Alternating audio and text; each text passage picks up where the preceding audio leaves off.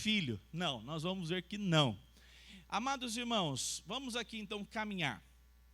Primeiro eu vou falar algumas coisas que aconteceram aqui nos primeiros séculos, né? Foi um assunto muito discutido. Ó, você quer ver um detalhe interessante?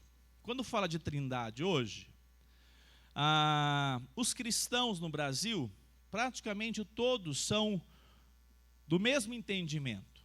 A trindade ela é muito massificada, ela é totalmente apresentada pelas Escrituras e a igreja crê sem dificuldades. Os que não creem nela são os chamados de fato grupos minoritários e que logo nós identificamos eles como uma seita.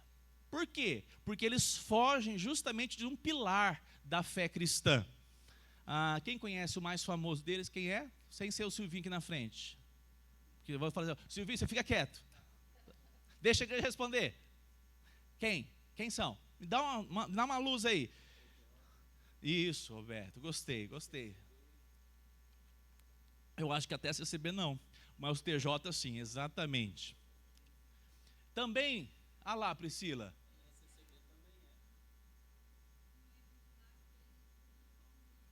Pega o microfone, por favor.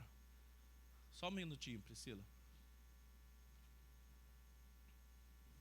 Com o microfone, irmão.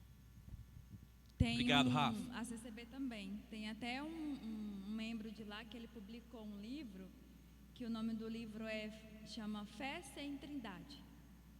Fé Sem Trindade. Fé Sem Trindade. Uhum. Olha que interessante, não sabia. Não me lembrava deles. É realmente muito complicada, né, Priscila? Eu fiquei sabendo aqui, Priscila, que uma presbiteriana está recebendo 60 da CCB. Eu fiquei sabendo, onde que a Priscila deixou os irmãos dela? Eu fiquei com inveja, 60 da CCB. Mas, Priscila, uma coisa interessante que Deus está fazendo, né? Deus tem despertado um povo que não tinha a Bíblia nas mãos.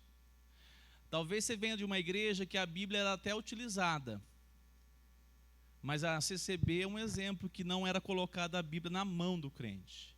Se a Bíblia você carregava na igreja que você ia e você viu que ela era torta, é porque talvez, eu desejo que seja isso, você avaliou e chegou a uma conclusão.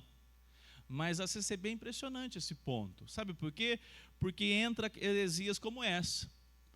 Eu nem sabia, não me lembrava. Eu acho que eu nunca vi falar a respeito. Olha que interessante. O contexto do TJ também, né? Testemunho de Jeová, entra no contexto, nós vamos falar daqui a pouquinho.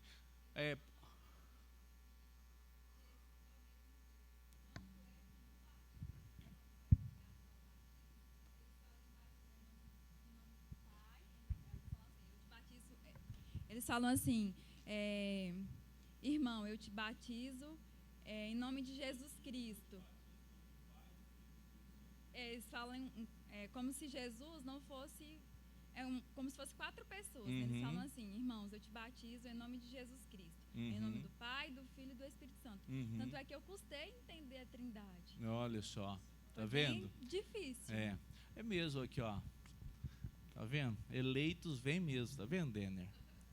Louvado seja Deus por essa família, Miriam. Rapidamente, fala, Magda. Eu acho que também não só as igrejas, tem que cuidar com as músicas, porque, por exemplo, Voz da Verdade. Voz da Verdade não acredita também na Trindade, tá? Exatamente. Muito bem. Vamos caminhar então. Nós temos algumas marcas do primeiro século que surgiram justamente para questionar o entendimento, ou até mesmo, posso dizer assim, não é que eles questionavam o entendimento, eles entenderam errado. Porque uma coisa é você entender a Trindade hoje, depois de praticamente 20 séculos. Falar sobre Trindade hoje está tudo mastigado. Mas naquela época, no primeiro século, segundo século, estava se estabelecendo. Tanto é que nós já falamos aqui a respeito do credo apostólico. O que ele apresenta ali? A respeito também da Trindade. Então, essa era uma discussão que era, digamos assim, a pauta do momento nos primeiros séculos. Tem uma heresia, né, que acabou se revelando uma heresia, por um homem chamado Sabélio.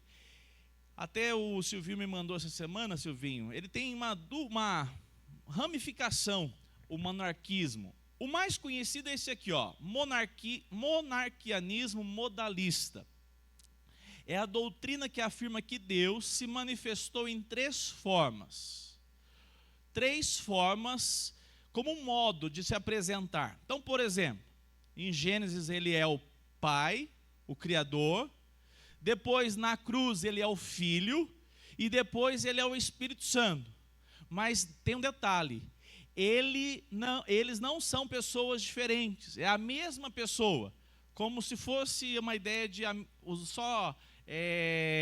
ilustração é sempre difícil, né? A ideia da máscara, o ator que pega e troca a máscara. É a mesma pessoa, mas usa uma outra apresentação. É muito famoso no Brasil os chamados monarquistas modalistas, aí, os de fé, compreendendo que Deus se revela de maneira apenas numa pessoa.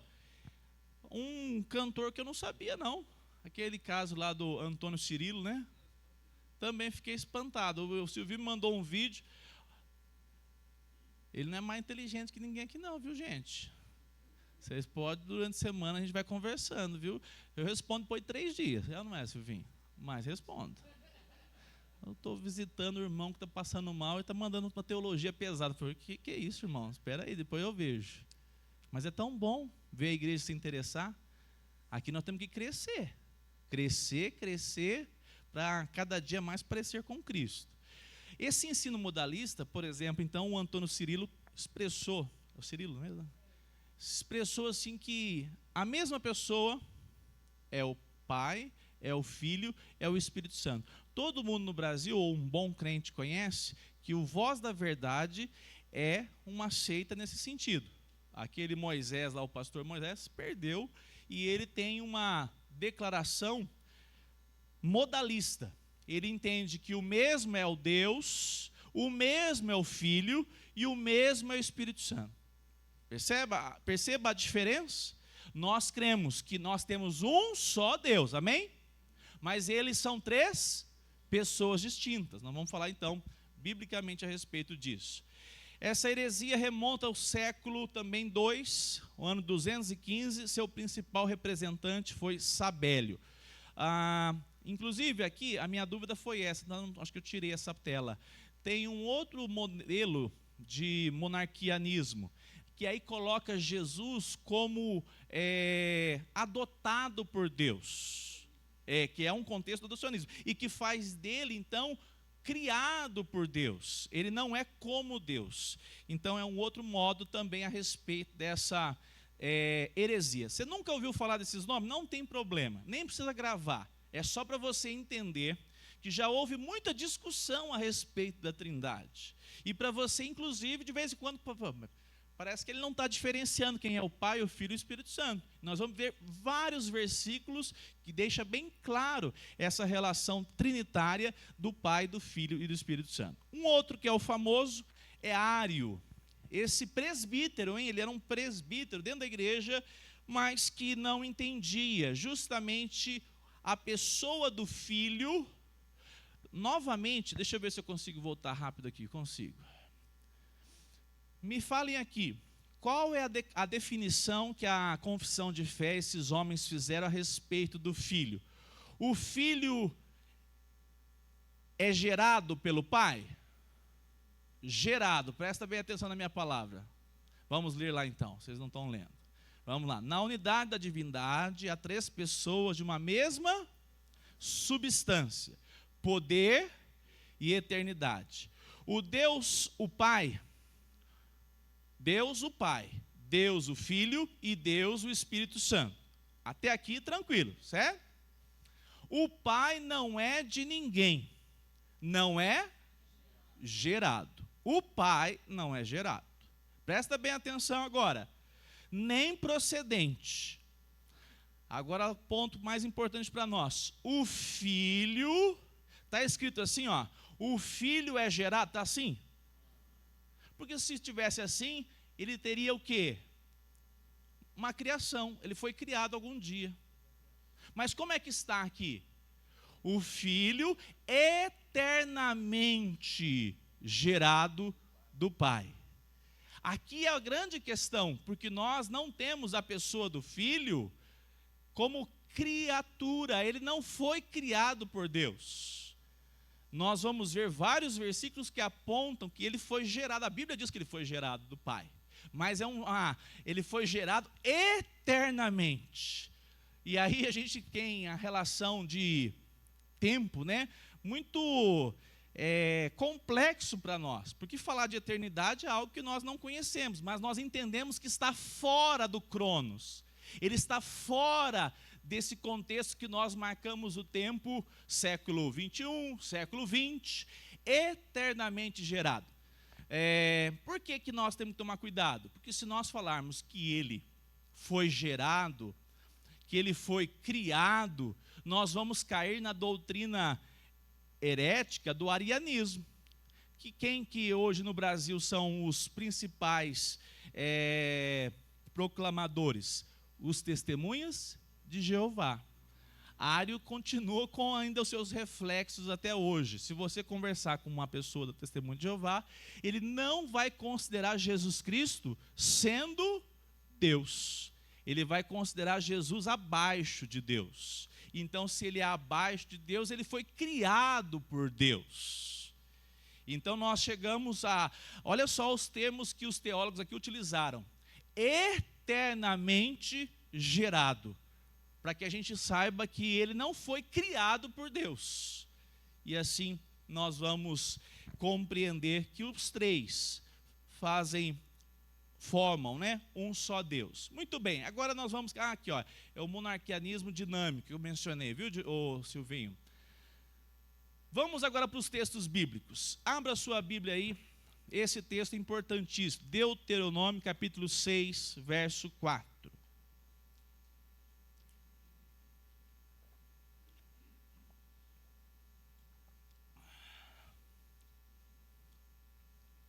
Quem já ouviu falar do Shema? Lembra, Rogério Gomes?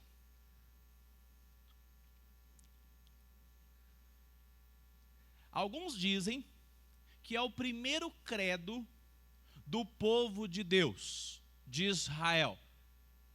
Eu tenho curiosidade, assim, a gente querendo ou não, a gente sabe que o povo eleito é a igreja, mas é gostoso de pesquisar a cultura judaica. Tem lá o canal da Aline, né?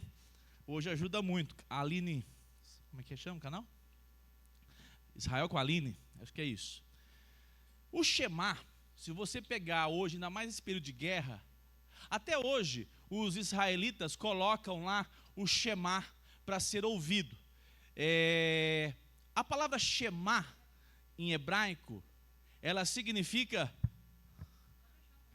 Aqui ó, chegou para mim, Laís. Quando você ouve Deus chamando, é essa palavra que Deus utiliza no hebraico, Shema, ouve Israel. Olha lá o que Deus diz. A Nova Almeida utiliza a palavra escute. Escute Israel, o Senhor nosso Deus é o único Senhor. Note que o texto não diz... Escute Israel, o Senhor nosso Deus, são três deuses. Não. E é interessante porque ao mesmo tempo Israel vivia num contexto onde o politeísmo, vários deuses adorados pelos povos vizinhos, acontecia aos montes. Mas Deus declara revelando-se a eles. Escute Israel. O Senhor nosso Deus é o único Senhor. 1 Coríntios 8, 4. Vamos tentar ver se a gente consegue passar para os textos rapidamente. Quanto ao comer alimentos sacrificados a ídolos, sabemos que o ídolo por si mesmo nada é no mundo e que não há senão um só Deus. A palavra de Deus nos mostra que Deus é um. Nós não podemos dizer, não, nós temos um Deus trino, então são 3 deuses. Não, a palavra de Deus nos mostra, nos revela que nós temos um só Deus. Paulo escrevendo aos Coríntios, falando dos ídolos, e no final ele diz, e que não há senão um só Deus. Tiago 2,19. Oi? Pode falar, minha irmã. Espera só um segundo, Brenda, porque às vezes a transmissão, uma pergunta boa, uma participação. Sobre esse versículo dos elementos a ídolos, se encaixa, por exemplo, a festa junina? Pergunta de $1 milhão, né, que a gente faz até hoje, né? Mas é uma boa pergunta, Brenda.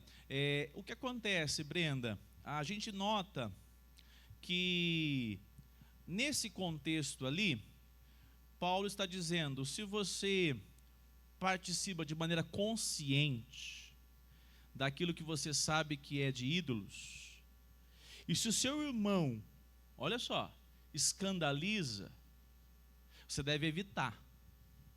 Não porque o problema é de comer lá o que estava sendo oferecido. Cabe muito bem a festa junina. Então, vou dar um exemplo de Paulo para chegar hoje. Paulo diz assim, você tem um irmão do seu lado, ele fala assim, não, mas você vai comer comida de ídolos aí?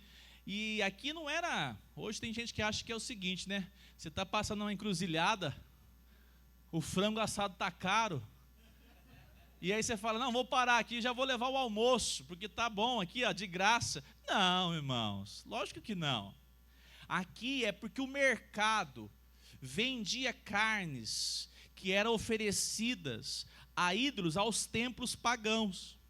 E de vez em quando, é como um condicional, você não compra, a gente faz isso com o Machado aqui, né? O que usar de refrigerante, Paulo, a gente acerta com ele ou ele oferta, né? Normalmente ele oferta, mas se a gente precisa pagar, a gente paga. E o que não utilizou? Devolve. A gente faz isso com um chegado, não é isso? A carne daquela época era desse jeito. As carnes que não eram todas consumidas nos templos pagãos, voltavam para o açougue, voltavam para o mercado. E aí o que acontecia? A população comprava, mas sabia que tinha passado por lá. Aí Paulo está dizendo, olha, o ídolo não é nada.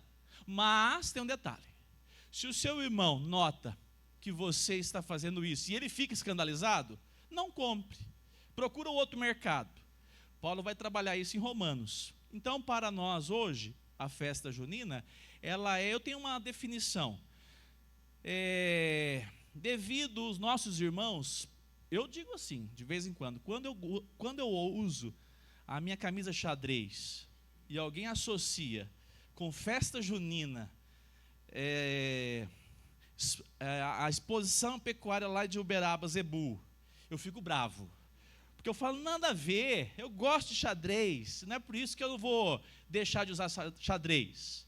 Mas existe uma associação muito forte com a festa junina hoje, que é o seguinte, um dia o irmão falou assim, pastor, vamos aqui comer um caldinho na barraquinha. Eu falei, que é isso, irmão? Escandalizei na hora, ué. Ele falou para mim que não tem problema nenhum, era só comer o caldo. E o problema é que lá na igreja que estava fazendo o caldo, não canta música gospel, né, nas católicas. Estava maior pancadão. Olha lá, o vizinho ali da igreja católica lá. Eu falei, mas que é isso? Não dá nem para tomar o caldo sossegado, as músicas que está cantando aí na quermesse, aí não dá não, é. Então o que acontece? Olha só o entendimento que nós temos. Na minha leitura, eu acredito que é um erro você ir lá na quermesse, porque você vai escandalizar os crentes, sim. E tem razão. Você está indo lá na festa católica. O contexto católico no Brasil tem uma raiz muito profunda. Agora, você quer ver uma coisa, Antônio, está até hoje com esse problema. Os enfermeiros vão fazer uma festa. E os enfermeiros deram a teia de dar o tema. Festa junina, vai fazer em junho. E chamou Antônio. E Antônio está assim, pastor, eu não sei se eu vou, se eu não vou, se eu vou, se eu não vou. Eu falei, bota um xadrez, vai lá, dá um abraço na turma e pronto, porque se você ficar meia hora lá, só vai dar cerveja, bebida, daqui a pouco eles já estão tudo fora de si. Você só faz a política da boa vizinhança e vai embora. Ela foi num culto de idolatria? Não. Então perceba a diferença. Não é simples a resposta, mas a gente tem que ter bom senso, sensatez.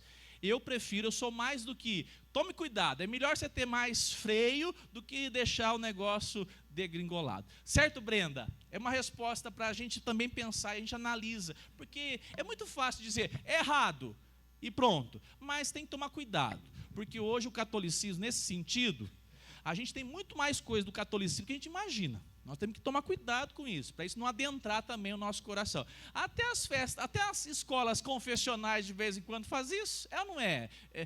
Faz festa de missões, né, Cândida? Você vai lá, paga a mensalidade, põe lá da festa junina. É difícil. Agora, pé de moleque eu gosto. Fala, Cândida. Aqui, ó, Rogério, trabalhar, meu irmão, ó. Ô, Rafa, é hoje, irmão. Você foi para Fortaleza. Tudo é lícito, mas nem tudo me convém. Exatamente. A gente tem que analisar com prudência, né? Vamos fechar o assunto de festa junina. Lamar, só você, a última. Mas em questão às escolas, a gente tem que participar, né? Porque é obrigado a trabalhar. Exato. E eu nunca vi nenhum santo ser levantado lá. A não ser que a diretora seja minha pirada, né? Ninguém faz isso. Então, a gente tem que analisar. Vamos lá. Tiago 2,19, nós lá lemos? Não. Você crê que Deus é um só? Olha só a pergunta que Tiago faz. Faz o quê? Muito bem. Até os demônios creem e tremem. Então, irmãos, um ponto importante. Quando Tiago, Paulo está escrevendo isso, para nós é fácil. Agora, imagina o contexto da época. Paulo apresentando quem é Deus. Vai explicar para os gregos e diz assim, porque Deus é triuno, eles são 3 pessoas. Aí eles falam assim, legal, a gente gosta disso também. Vocês também têm assim? Como é que é? É o Pai, é o Filho e é o Espírito Santo. Que bacana. Nós também temos aqui o Apolo, nós temos aqui o Poseidon. Aí o Paulo respondia, pera lá. Nós temos tem um detalhe. Nós temos 3 pessoas na Trindade, mas eles formam um só Deus. Aí fala, o que é isso? É estranho. Perceba a questão, porque nós estamos diante de um assunto, a doutrina da Trindade, diferente de tudo que os outros povos conheceram. Por exemplo, uma outra pergunta interessante. Qual é o Deus dos muçulmanos?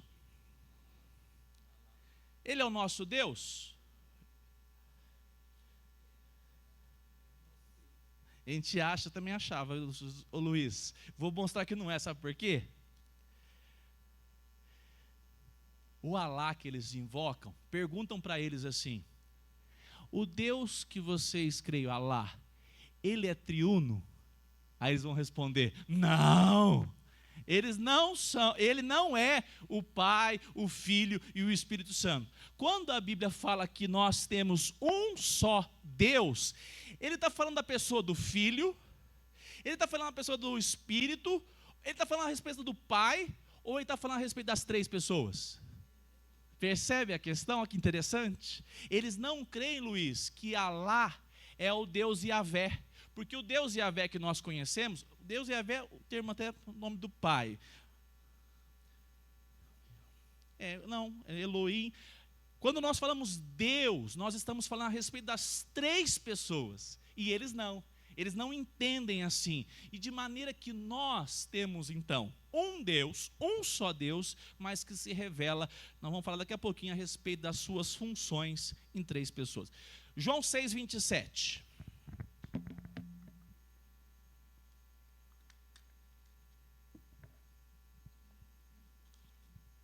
Trabalhem não pela comida que se estraga, mas pela que permanece para a vida eterna.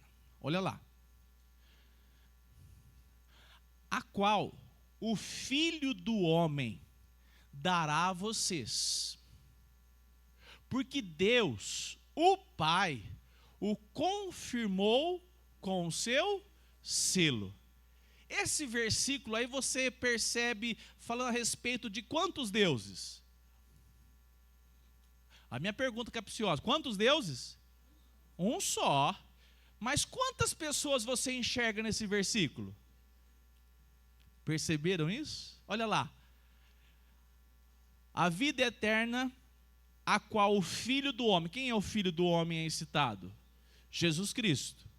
Dará a vocês, porque Deus, vírgula, o Pai, o confirmou com o seu selo. Então, nós temos ali uma apresentação a respeito da Trindade que fica mais clara. Pega aí 2 Coríntios, deixa eu pegar aqui o versículo antes. 2 Coríntios 13:13. O pastor sempre cita, é a chamada para nós bênção apostólica. Vamos ler juntos? Tinha um irmão aqui, miserável pecador, foi embora para Brasília e agora está com um DJinha. Vocês já viram o DJinha? Poucos aqui da época do DJ, hein, Rogério Gomes? Então, uma gracinha. Aí ele diz assim: pastor, eu não posso impetrar a bênção, né? Eu falei: não, mas ler a Bíblia eu posso? Pode. Aí ele: a graça do Senhor Jesus Cristo e o amor de Deus Pai. Olha lá, a graça do Senhor Jesus Cristo e o amor de Deus e a comunhão do Espírito Santo estejam com todos vocês. Quantos Deus? Um só. Mas ali estão as 3 pessoas. Nós vamos falar daqui a pouquinho por que essa diferença. Jesus disse assim, que era para fazer discípulos em nome do Pai, do Filho e do Espírito Santo. É uma relação direta apresentando a Trindade. Agora notem quem Deus é. Atos 5:3.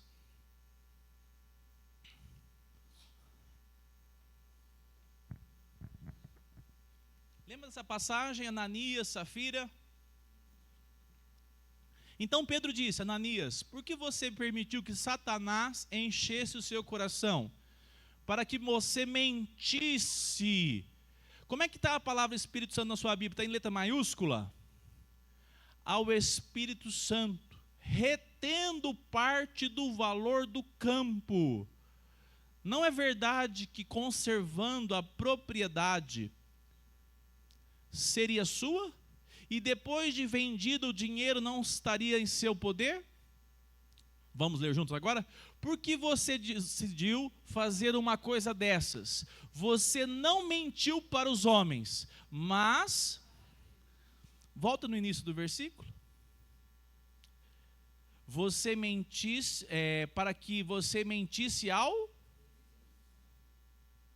E no final do versículo? Está dizendo que o Espírito Santo é criado por Deus, subalterno a Deus, no sentido de natureza? Não, está apresentando o Espírito Santo como Deus. Então nós temos na pessoa do Pai, na pessoa do Filho e na pessoa do Espírito Santo a mesma natureza. Até tanto é que nós temos aqui uma outra tela aqui, que eu quero mostrar algo importante para você. A revelação das Escrituras, ela é progressiva em todos os assuntos. Aqui imagina assim uma ideia aqui, ó. Quanto mais Gênesis, menos esclarecimento nós temos. Olha lá, ó. Trindade. Tem no Antigo Testamento? Nós vamos ver, tem. Mas ainda são sementes que foram colocadas. Quanto mais vai passando as páginas das Escrituras, mais vai abrindo, vai se revelando a compreensão plena. Porque nós temos mais textos, mais citações. Então, no Novo Testamento, nós temos a Trindade. Acabamos de ver agora o versículo de 2 Coríntios 13:13. A pessoa do Pai, a pessoa do Filho e a pessoa do Espírito Santo. Então, nós temos no Novo Testamento a Trindade já uma árvore desenvolvida. Porque lá em Gênesis, muito difícil que Moisés compreendeu de maneira clara que havia o Pai, o Filho e o Espírito Santo sendo Deus.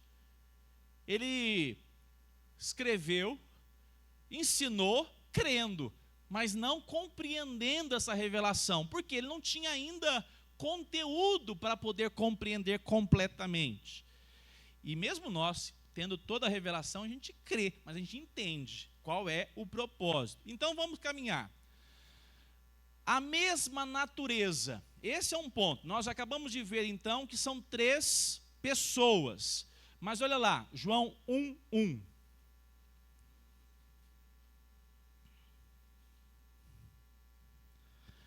No princípio era o verbo. Agora vamos pensar bem nesse versículo. E o verbo estava. Isso aponta para quantas pessoas? Pessoas. No princípio era o verbo. Então tá, o verbo que nós vamos compreender à luz do Evangelho de João, que é quem? Jesus. E o verbo estava com Deus, 2 pessoas, certo? Tranquilo? Olha lá. E o verbo, como é que eu vou dizer que Jesus é criado por Deus? O verbo estava com Deus e era Deus. Então nós temos aqui, são pessoas distintas. Eu não uso aquela figura que os modalistas usam. Não, aqui está se revelando como pai. Aqui está se revelando como filho. Não, são 3 pessoas distintas. O verbo estava com Deus. O verbo era Deus. Então perceba que nós temos na pessoa do Pai, do Filho, nós vamos chegar no Espírito Santo, a mesma substância. Acabei de falar do Espírito Santo, lá em Atos. Mentisse contra o Espírito Santo, que lá Pedro diz que é quem? Deus. Então eles são 3 pessoas distintas, mas a Bíblia apresenta que eles têm a mesma substância. Eu tenho que sempre trazer a confissão mais de uma vez, para não ter que voltar, né? Da próxima vez eu fico esperto. Aqui, ó. O Pai não é de ninguém, não é gerado nem procedente. Não, está lá em cima. Na unidade da divindade, há 3 pessoas de uma mesma substância ou natureza. Não há em Deus, no Filho e no Espírito, esse aqui, ele é maior. Em termos de poder, nós vamos ver funções. Na economia da Trindade que nós chamamos. Nós vamos ver. Talvez você nunca tenha ouvido sobre isso hoje. A gente não aprofundou dessa maneira como das outras vezes tivemos a oportunidade, não aprofundamos. Nós vamos falar sobre a economia e a respeito do ser de Deus. Notem que Deus está sendo revelado nas Escrituras, 3 pessoas, mas da mesma substância. Ok, só que tem um detalhe. A palavra de Deus agora vai nos apresentar alguns pontos que nos deixa na dúvida. Aí o cara pega um versículo desse aqui, quer ver? Antes de ir lá para esse final, vocês conhecem a pluralidade citada no Antigo Testamento? Gênesis 1, 26. Vamos falar de cor? Façamos o homem, o ser humano, está no singular ou plural? Façamos o homem. A relação onde há um Deus que é um só, mas que ele subsiste nas 3 pessoas. Então ele diz, o texto bíblico, Moisés não escreveu errado não. Façamos, Deus revelou para ele essa palavra, façamos, o plural. Gênesis 3:22. Então o Senhor Deus disse: eis que o homem se tornou como um de nós. Percebe, Priscila? Façamos, plural. O homem se revelou como um de nós. O homem é imagem e semelhança de quem? O homem foi criado à imagem e semelhança de Deus. Aqui, nós temos então um apontamento que Deus criou o homem. Tem pessoas que acham que Deus fez o homem no modelo de Jesus. Ah, não, porque Jesus ele tinha cabelo, ele tinha corpo. Não, Jesus vai assumir forma humana. Como é que o verbo se tornou carne? Foi aonde? Em termos de tempo. Lá no período da cruz. 33 anos ele nasce de uma virgem, certo? Nós somos imagem e semelhança de Deus. Essa pergunta é uma pergunta boa e o Silvio não vai responder. Por quê? Nós somos imagem e semelhança de Deus. O que nós possuímos? Já falei aqui os domingos atrás. Nós possuímos o quê? Corpo? Não, vamos começar direito. Vamos corrigir. Por que nós somos chamados imagem e semelhança de Deus? Nós somos um ser o quê? Ah, olha só que interessante. Eu queria chegar nessa pergunta. Caíram na minha... Vocês acreditam? Foi a Laís que falou? Cida, vamos botar a Cida que faz aniversário hoje. É culpa dela. Vocês acreditam mesmo que nós somos diferentes dos animais? Porque nós somos seres racionais apenas? Então quer dizer que nós idolatramos o racionalismo. Então por que você casou com o Tiago, Pamela? Se você for racional, minha filha, você não casava com esse pecador, não? Misericórdia. Problema para você. A Gisele que não escute também isso. Você também, pecador. Agora note, se nós acreditamos no racionalismo, a ideia de que nós temos uma consciência e por isso somos seres humanos. Opa! Isso quem disse foi a ciência. Nós temos a Bíblia. A palavra de Deus diz que você foi criado à imagem e semelhança de Deus. Deus é Espírito e fez de você um ser espiritual. Você pode experimentá-lo, adorá-lo, mesmo você não o vendo. O animal espiritual ele faz oração, ele dobra a mãozinha, minha filha agora assim.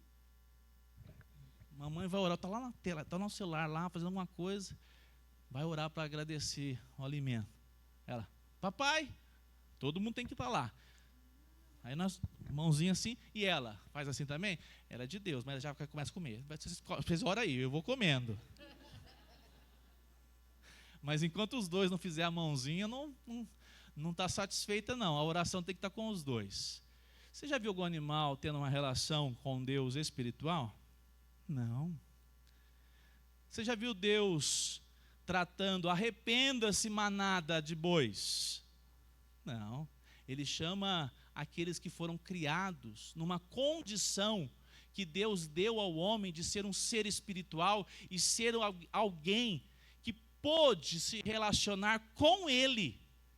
E não é porque Deus tinha forma humana. Deus visitava na viração do dia, apresentava um bonequinho conversando com Adão e Eva. Havia um diálogo que Adão e Eva não viam uma imagem. Talvez, pode. Uma bola de fogo, pode?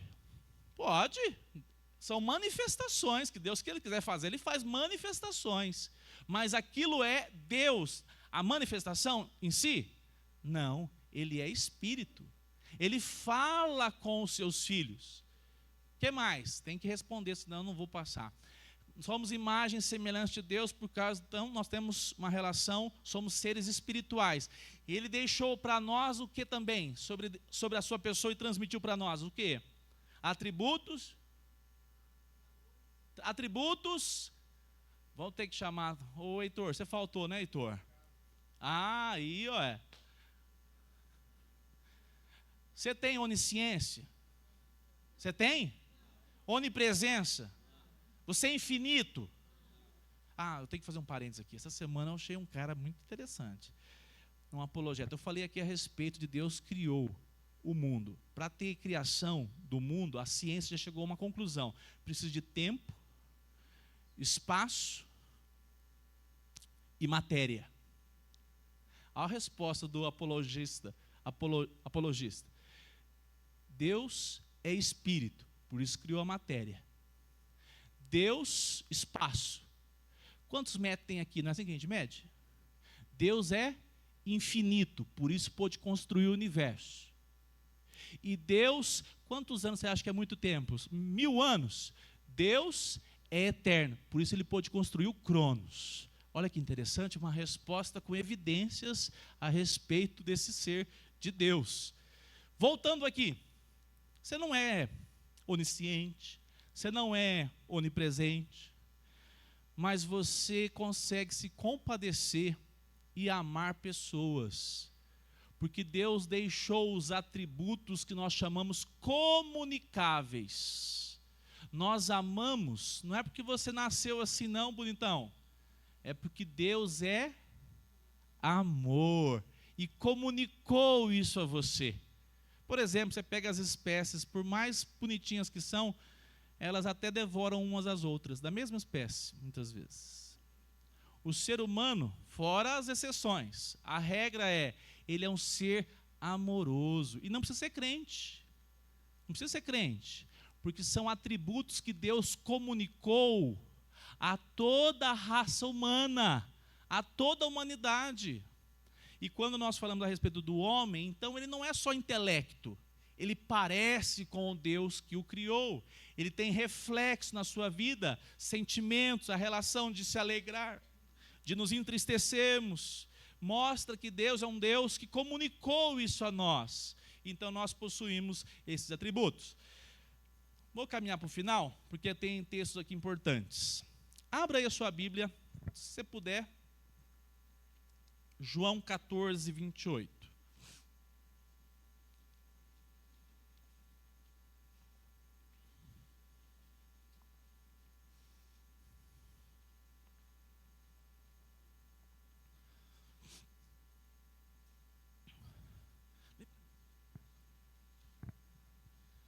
Vocês ouviram que eu disse, vou e volto para junto de vocês. Se vocês me amassem, ficariam alegres com a minha ida para o Pai, porque o Pai é maior do que eu. E aí? Olha que interessante. Quem disse que o Pai é maior? Jesus. João 10, 30.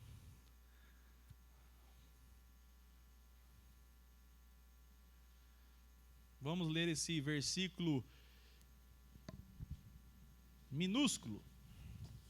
Eu e o Pai. Olha que interessante. Jesus disse, o Pai é maior do que eu. E o mesmo João que escreveu os dois textos, inspirado pelo Senhor, escreve, eu e o Pai somos um. 1 Coríntios 11, 3.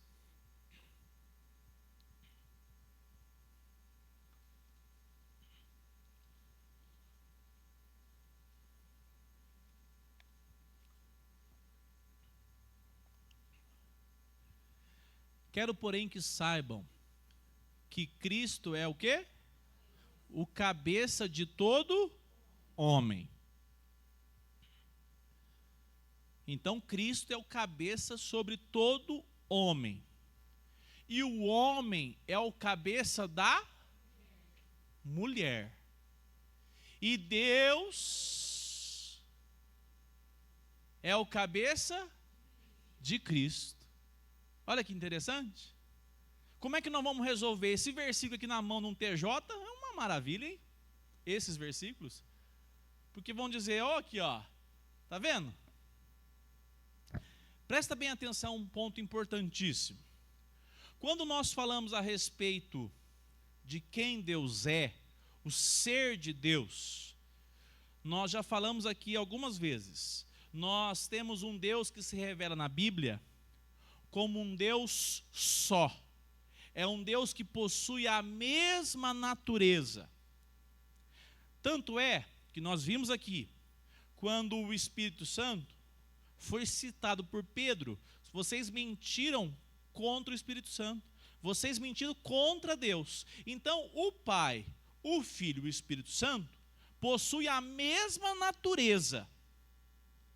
Isso tem que ficar bem claro. Não é um pouquinho menor. Mas, pastor, como é que vai explicar essa questão? Agora presta bem atenção, um detalhe importante. Contudo, a Trindade, ela se revela de maneira diferente. que nós chamamos de funções. É a economia da Trindade. Quer ver um casal e um rapaz, gente boa, ainda mais fazendo pão. Ô Roger, quem é mais importante? Você ou a Natiele? Tener, quem que é mais capaz? Você ou a Miriam? Não responda não. Rogério Gomes, só aqui. Quem que é mais capaz? Se você for muito, mas muito sensato, você fala, pastor, essa pergunta não tem uma resposta tão clara. A mais simples é, nós somos iguais, gente.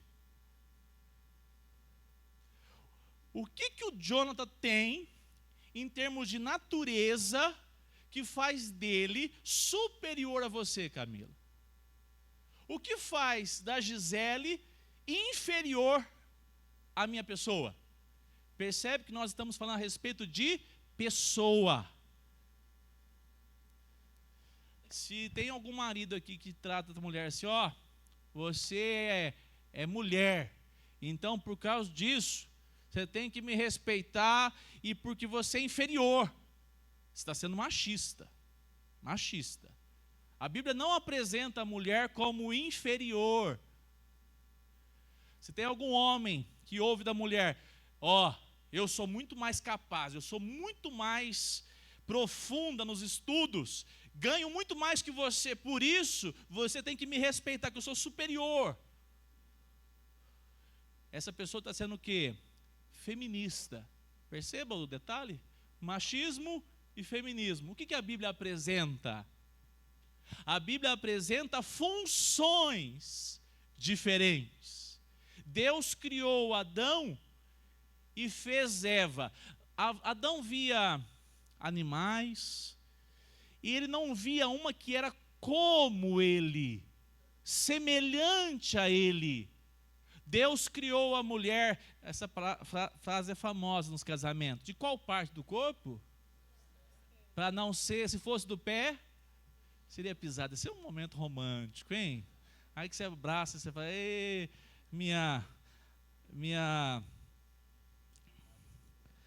hoje eu estou com o DJ na cabeça, ele falava isso também. Minha garbosa. Meu garboso. Você foi criada da mesma substância que eu. Eu e você somos iguais em natureza. Amém? Então você vai combater sempre aí o machismo aí fora e o feminismo, dizendo, não, o homem e a mulher foram criados iguaizinhos. Tá bom? Agora vamos para a segunda parte. O que Deus apresenta por meio dessa relação? Olha só, nós temos aqui, deixa eu ver se eu consigo citar. Tem. Não vou nem abrir para a gente conseguir caminhar. Procura o texto aí para mim a respeito de Paulo em Coríntios, salvo engano, qual que é o capítulo? Que ele fala que a mulher fique calada. Deixa eu ver se eu estou com esse. Eu acho que eu passei ele e não vi, né? Encontra para mim, ele é 1ª ou 2ª Coríntios. Deixa eu ver se eu consigo. Não, eu não sei porque eu engoli esse versículo. Encontrou? Achou? Que as mulheres se conservem caladas nas igrejas, porque não lhes é permitido falar, mas estejam submissas, como também a lei determina. 35.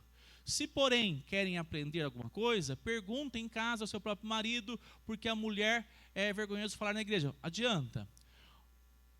Por acaso a palavra de Deus se originou no meio de vocês? Ou será que veio exclusivamente para vocês? Não, pode voltar lá no primeiro versículo, o 34. Notem que nós temos na palavra de Deus orientações claras a respeito do papel da mulher e o papel do homem.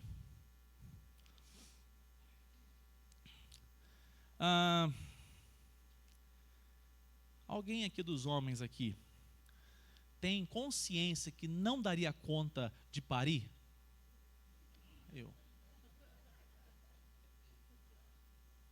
Eu morria só de ver. Eu tive que orar 3 dias seguidos para conseguir entrar com a Gisele lá no momento do parto. E em casa me deu uma tremedeira, que eu caí no sofá. Eu falei, Senhor, mas eu vou cair já aqui, já. Aí eu orei sinceramente, falei, Senhor, nem que for os anjos para me segurar, mas eu não posso titubear. E eu fui e não passei mal. Glória a Deus, porque é a glória dele, viu? Mas eu vou falar uma coisa para vocês, presta bem atenção. Na igreja, nós presbiterianos temos pastora. Vocês ficam brincando, viu aí, ó. A turma fica com dúvida. Tá? Até é sua culpa. A Gisele não é pastora. E nunca será. Nós nunca ordenaremos pastoras, porque nós não temos nas Escrituras base bíblica para ordenar pastoras. Eu entendo que as mulheres na igreja são bênção. Há pouco tempo atrás a Roberta lecionou aqui na Escola Bíblica Dominical. Pode ter outras mulheres, Camila, outras irmãs. Outras irmãs estão se levantando, chegando. Mas notem, sobretudo eu entendo para o culto, onde o pastor vai pregar, é uma função privativa do homem, porque Deus colocou assim. E nós não queremos fugir do que a palavra de Deus apresenta. Mas perceba um detalhe muito impressionante. São a mesma natureza, mas têm funções diferentes. Para o homem e para a mulher, se você tiver uma mulher, tem homem que ele custa da corda, né? Você tem que falar, fala homem, fala, né? Às vezes tomar a frente. E tem outras mulheres que tem que falar, segura um pouco aí. Não é assim? Essa batalha para encaixar aonde cada um está. Com a Trindade não é assim. Quando nós olhamos e vemos a respeito do próprio Filho, João capítulo 16, a oração sacerdotal, vamos lá? Deixa eu pegar aqui na minha Bíblia. Abre aí a sua Bíblia aí, a oração sacerdotal. Jesus está orando a quem? Isso aqui é importantíssimo você saber. Se Deus fosse um só, como é que Jesus está orando? Orando para quem que ele está orando? Né? Se não fosse 3 pessoas, Jesus dobra, ora a quem? É isso que a pergunta tem que ser feita lá para o pastor Moisés ou Zé Alves. Porque esse é o problema. Jesus está orando para quem? Olha só, a oração sacerdotal. Todos encontraram? João 17. Depois de dizer essas coisas, Jesus levantou os olhos ao céu e disse, Pai, é chegada a hora, glorifica teu Filho, para que o Filho glorifique. Olha só aqui um ponto importante para nós. Os dois aqui até, não está citando o Espírito ainda, estão envolvidos numa obra de glorificar um ao outro. Mas eu pergunto para vocês, quem teve que vir e assumir a vida humana? Quem teve que se rebaixar, se humilhar e assumir a forma humana e foi pendurado no madeiro? Qual pessoa? Se você tiver dúvida disso, você tem que rever a sua fé cristã. Quem estava pendurado no madeiro não era o Pai, nem o Espírito, era a pessoa do Filho. Mas notem que eles dois estão sintonizados com funções diferentes e totalmente alinhados. Se fosse nós 3, qualquer um de nós aqui, 3, um é o Pai, outro é o Filho, o outro é o Espírito. Heresias, né, pastor? Só para ilustrar, é difícil de ilustrar. Não, decide você que vai. O que a gente responde? Fala a verdade, o que a gente responde? Por que eu? Por que eu? Só porque eu sou palmeirense? Só porque você é flamenguista não quer ir? Não, mas peraí. Nós somos iguais. Por que tem que ser eu entre nós três? Perceba que não houve essa relação entre os três. O pai, ele é maior no sentido daquilo que ele projetou, ele enviou o filho. O pai está sendo glorificado na pessoa do filho, e o filho está orando para que o pai seja glorificado nele. Isso está apontando uma sintonia perfeita, uma unidade perfeita, com funções diferentes. Tem uma irmã aqui que diz isso assim: pastor, eu queria ser pastora, só que eu descobri uma coisa, pela graça de Deus, eu sou abençoada pelo meu marido, e sou protegida nesse contexto, sabendo que o meu marido é o cabeça, e quem é o cabeça do homem? Cristo. Porque ele é crente, essa família. E ela disse assim: eu entendi, eu custei, passei muitos anos, e eu percebi que eu fui acolhida pelo Senhor, protegida. Que coisa mais linda. Eu falei: você não leu alguma coisa e ficou assim? Não, eu falei: não, pastor, foi lendo a palavra, caminhando, avaliando, cheguei a essa conclusão. Eu falei assim: que coração crente. Agora imagina, se os três são em natureza do mesmo poder, por que se sujeitar para vir? Porque o filho se submete de maneira perfeita, não ficou discutindo, não vai você, não, ele veio. E quando ele vem na função, olha só, versículo 2: assim como lhe deste autoridade sobre toda a humanidade, a fim de que ele conceda a vida eterna a todos os que lhe deste. E a vida eterna é esta. Olha só, versículo 3. Jesus está dizendo isso: que conheçam a ti, o único Deus verdadeiro, e a Jesus Cristo, a quem enviaste. A relação então está, quando nós temos o Pai, o Filho e o Espírito Santo, na economia da Trindade, nas funções dentro da Trindade, cada um vai ter uma ação, uma função. Tanto é que o Pai enviou o Filho glorificou o Pai, sendo obediente até a lei, fazendo tudo o que foi necessário, e ele disse assim: se eu não for para o Pai, eu não posso enviar para vocês quem? O Espírito Santo. Eu preciso ir. E ele advertiu os discípulos: quando eu for, vocês não ficarão o quê? Órfãos. Não vão ficar sozinhos, não. Eu vou enviar a pessoa do Espírito. Tanto é que nós temos essa relação, o Pai e o Filho enviando o Espírito Santo. E o Espírito Santo assume esse papel de nos convencer. Ele nos convence da obra que quem realizou? Quem que foi pendurado no madeiro? Cristo. Mas quem nos convence? Se ele não vier, não convencerá o mundo dos seus pecados. Quem que nos convence? O Espírito. Quem que executou a obra? O Filho. Quem planejou a obra? O Pai. Percebe essa relação das três funções e em mesmo nível de poder e glória? Para nós terminarmos, quem quiser fazer uma pergunta pode fazer, tá? Pode levantar a mãozinha aí. Fala, meu amado Pai. Só o microfone rapidinho. Quando nós chegamos lá na glória, nós vamos identificar Cristo, que ele tem o corpo do ser humano. Aqueles que morreram antes de Cristo, como eles identificarão Cristo depois da glória? Deixa eu ver se eu entendi a pergunta.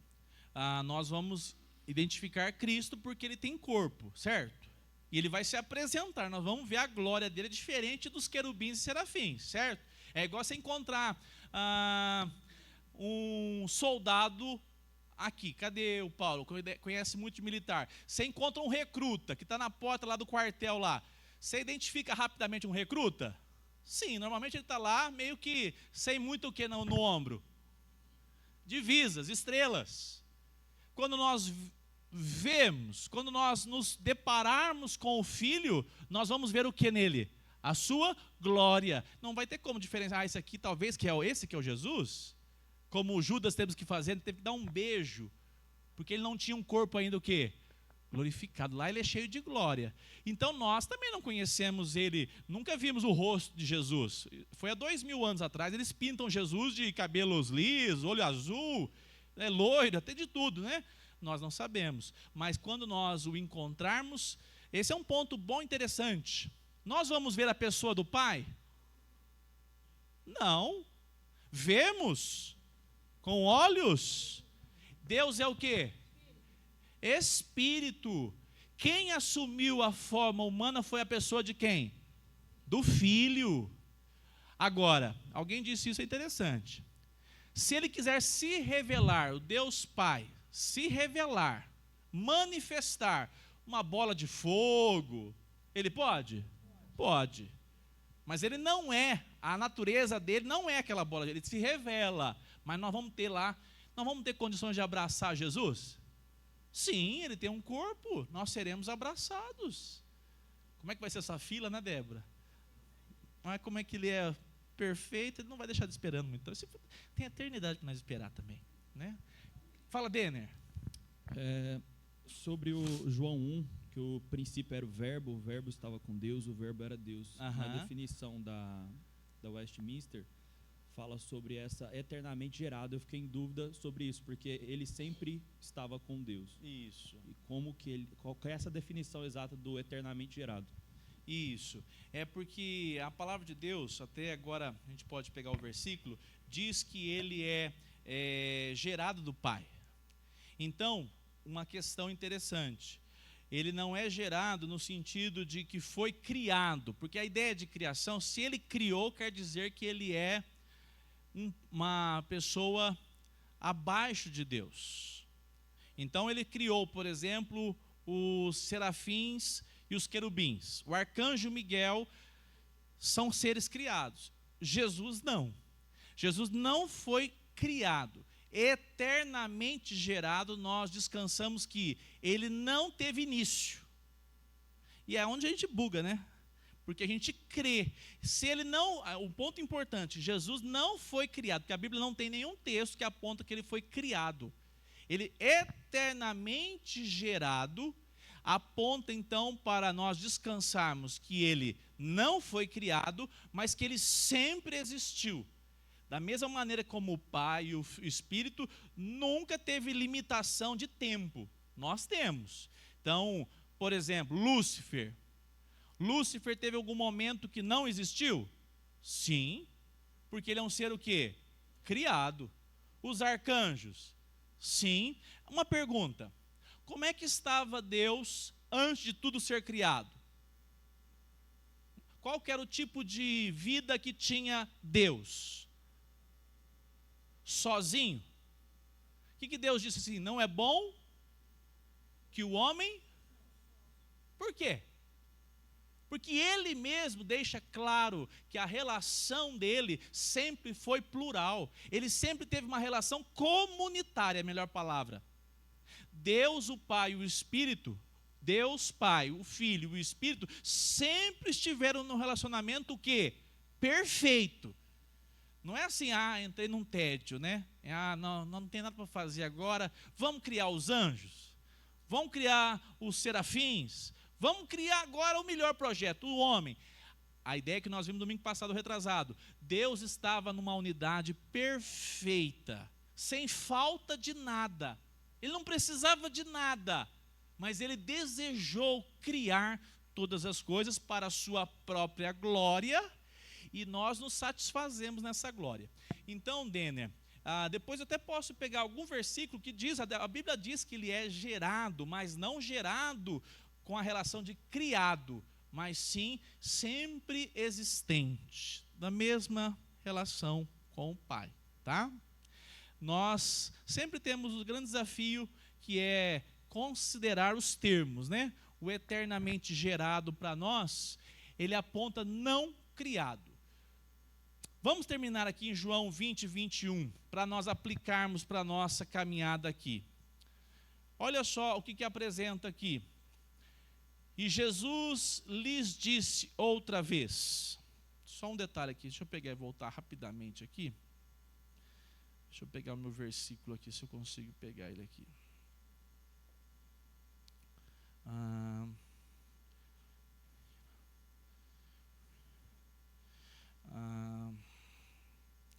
Vocês não estão, ninguém está com a confissão de fé aqui não, né? Tá? Tá com a confissão aí? Qual que é o ponto, o versículo do ponto 2 aqui no parágrafo 3, para mim, por favor? Versículo, no parágrafo 3, o Filho é eternamente gerado do Pai. O versículo que está aí no 2. João 14, 18. 1, 14, 18. Cadê a Bíblia? E o Verbo se fez carne e habitou entre nós, cheio de graça e de verdade. E vimos a sua glória, a glória como do... Aqui também é a base, Denner. Unigênito do Pai. O que é um filho... um filho que nós chamamos o mais velho, como é que nós chamamos? Primogênito. Qual que é a diferença de um filho primogênito e um filho unigênito? O primogênito foi gerado pelo pai. O unigênito, até tem qual que é o termo ali, vocês lembram? O unigênito de Deus, ele é da mesma natureza do pai. Ele é filho, mas ele tem a mesma natureza do Pai. Por isso que nós somos filhos de Deus? Sim e não. Nós fomos feitos filhos de Deus. Deus gerou deusezinhos? Não. Deus nos deu o poder de sermos chamados filhos de Deus. Mas quem é o filho legítimo? Jesus. Nós fomos o que então? Adotados. Nós não temos a mesma substância, a natureza de Deus. Deus nos fez a imagem dele, mas nós somos finitos, mortais. Ainda que lá antes da queda, nós não éramos imortais. Eternos, não, a palavra nós não éramos oniscientes, nós não éramos totalmente capazes de fazer o bem. Pelo contrário, Deus deu ao homem o livre-arbítrio. Deus é capaz de fazer o mal? Não, ele não é, porque o mal não reside nele. O homem pôde escolher pelo mal. Então quer dizer que nós não somos igual a Deus, nós somos imagem de Deus. Volta lá para mim o versículo novamente. Esse aí é o final do versículo 14. Agora o 18, por favor. Nós vamos encerrar. Ninguém jamais viu Deus, o Deus unigênito. Novamente, ele aponta para a pessoa do Filho. Porque essa palavra está apontando para a pessoa do Filho. Mas se nós colocarmos o Filho como ser criado, que em algum momento na eternidade Deus criou, nós estamos rebaixando quem? O Filho. Então é essa palavra que os teólogos encontraram. Ele é eternamente, melhor, gerado, mas eternamente gerado. Porque a gente não coloca ele numa categoria inferior a Deus. É isso que a Bíblia apresenta. Que está junto do Pai e é quem o revelou. Para nós terminarmos e orarmos, olha só uma conclusão boa para nós, como povo de Deus, para caminharmos com a palavra de Deus. Quais aplicações? Olha aqui que interessante. Deus, ele é, na sua unidade trina, o mesmo Deus, 3 pessoas, a Trindade revela uma união perfeita. Nós somos chamados para sermos um com o outro como irmãos em Cristo. Tinha 2 mulheres brigando na igreja de Corinto. Paulo pega uma referência. Seja como Paulo, ele diz isso.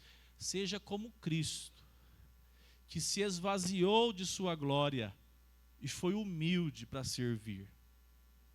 Nós temos na unidade da Trindade uma relação maravilhosa para o nosso casamento, para a nossa vida comunitária na igreja, porque essa unidade, ela se importa em glorificar, ou seja, em colocar o outro em primeiro lugar.